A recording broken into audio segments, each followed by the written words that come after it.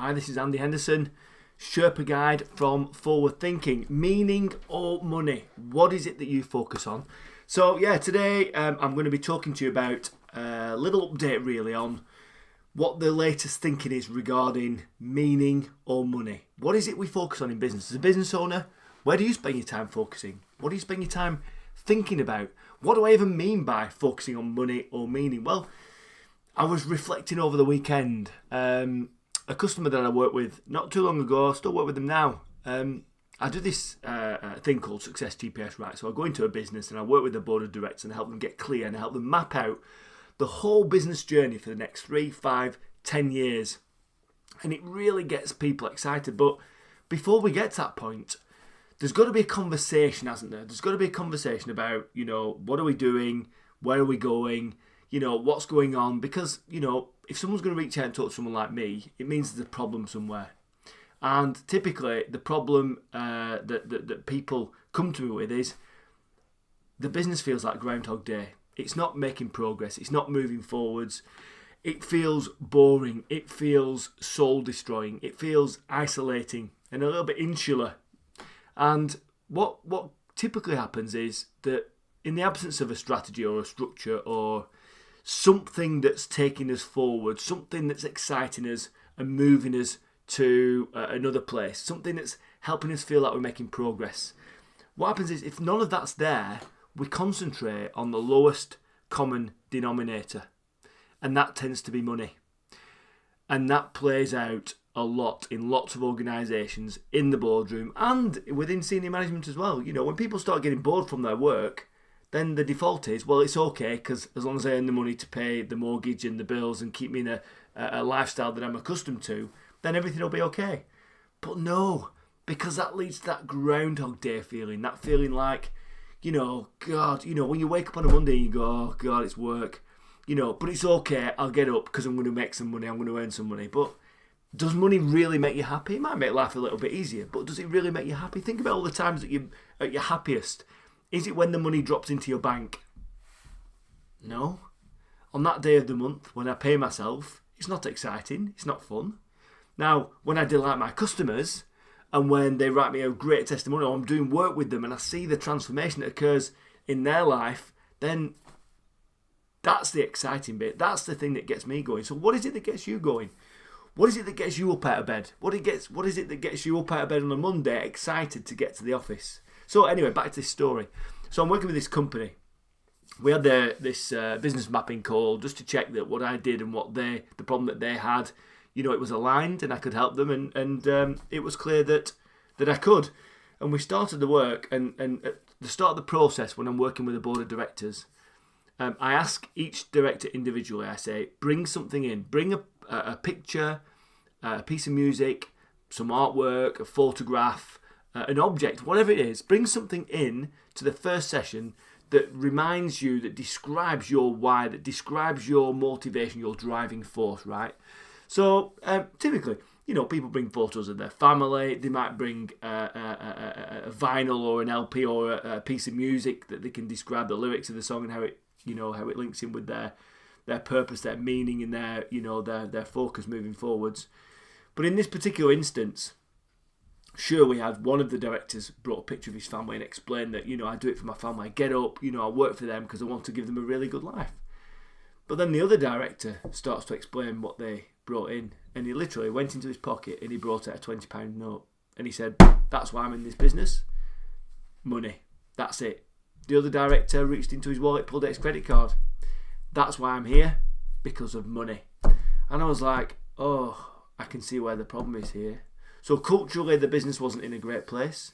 Trading wise, a multi-million-pound business, it was doing okay. But the feeling inside the business wasn't particularly good. It wasn't good in the boardroom, it wasn't good in the office, and everything just felt a little bit almost hyper-individualistic. Everyone's out for themselves. Because if the directors, if all they're working for is money, then that leads to all the people in the organisation just working for money.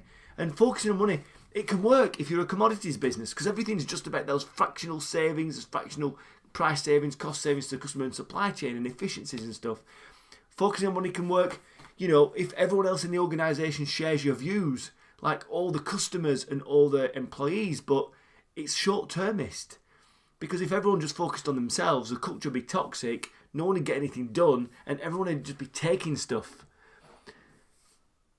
And if we operated like that, is that going to truly make us happy? Well, of course it's not. I mean, this is a loaded question. It's kind of a loaded live. Of course, focusing on money, it will not always end in happiness. In fact, it rarely, rarely does. So what is the opposite? What is the alternative then? Well, in that same scenario, what I encourage my customers to do is focus on meaning. Why is it they're in business? So, okay, for family, for money, yes, of course. But what is it that the business actually does? So when you dig into that, well, we supply widgets, or we do X, or we do Y. Well, it's not really. So you might supply a particular service, or you might supply a particular product. But what is it that that product enables the customer to be more of, to do more of, to be more efficient, to be happier, to be more fulfilled, whatever it is? What is the transformation that occurs, in your customer's life? For instance, a client that I work with, they're a stair lift company, right? Stair lifts. So you might think, oh, that's quite boring. Not at all. But it is if you just turned up every day thinking, well, I'm only here for the money. Because you'd just be running around the UK just nailing stair lifts to walls. And that's where they got to. They got to that feeling of, well, God, it's boring this. We're just engineers just running around nailing stair lifts to walls. It's what we do. But when you concentrate on the meaning, what is it that we really do?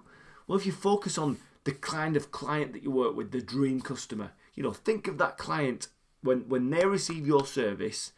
Where are they at? Where are they before they receive your service? So if you're fitting stair lifts, there might be a customer that they're struggling walking. They're in pain all the time. They can't get upstairs. They might be losing their dignity, their independence, their pride. They might be a burden on their family.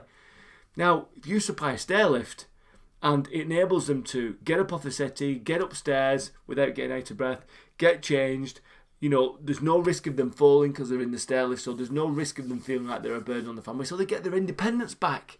They get their dignity back. They get their pride back. They get their active life back. Now, if you now think about your business, if you're a stair lift company and you're thinking of a little old lady or a little old man, that's losing their dignity, losing their independence, and all that stuff, and now when you've supplied your service, they're active, they're independent, they're not a burden, they feel happy. Imagine that transformation.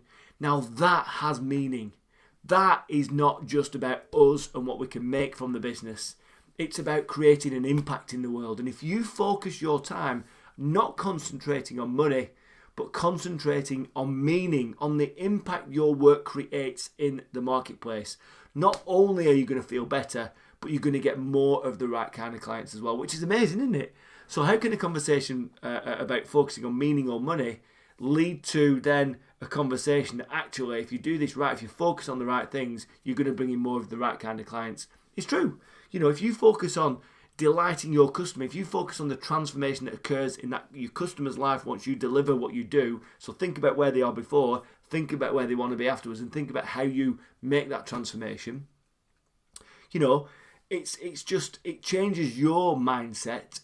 It changes your employees' mindset, because if they see you focus relentlessly on that customer, they're going to start feeling the same, as long as you're looking after them as well, because let's face it, we need to look after our employees. If all they're doing is in the business just to get the paycheck, well, that's a bit shit, isn't it? If they just turn up for work just to get their money every day, just to get the pay every day at the end of the month, do you not want to inspire more than that as a leader? Bloody hell, I do.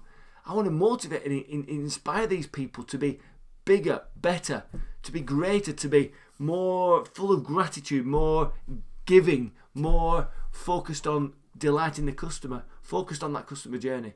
That's where I want my employees to be. And of course, we've done that in my previous work that I did in the IT company. We did that. We created belief. We created a high-performing team.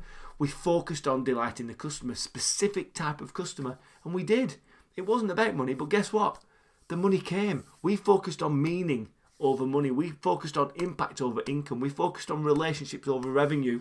We focused on purpose over profits. And of course, you need to have an eye on all the profits and the numbers and stuff.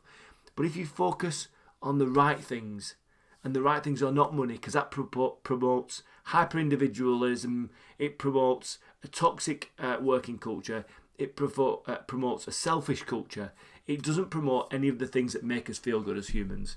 So what do you focus on in your business? Is it meaning or is it money? If it's money, do you not want to change that? If you do, you can hook me up, just comment, just get in touch with me, and we'll talk about how I can get the whole business focused on meaning and impact and purpose and relationships first and foremost, because if you focus on those things, the money will always knock on your door. So that's Sherpa Guidance. I think it's episode 123 or something. It's a really important concept, and it's one that even if you're an employee and you're watching this, ask yourself, what am I focused on? Am I focused on things that make me happy, fulfillment? Am I focused on delighting the customer? Am I focused on that transformation? Am I excited about it? If you're just turning up to work for money, I'd find something else to do, because it's not a source of long-term happiness whatsoever. Okay, guys, so I'm Andy Henderson. I am your Sherpa Guide, sometimes on Mondays, Wednesdays and Fridays. If you like my content, if you want to know more about what I do, just hit me up in the comments and or send me a direct message, and we'll arrange a time to talk. So have a great week, everybody,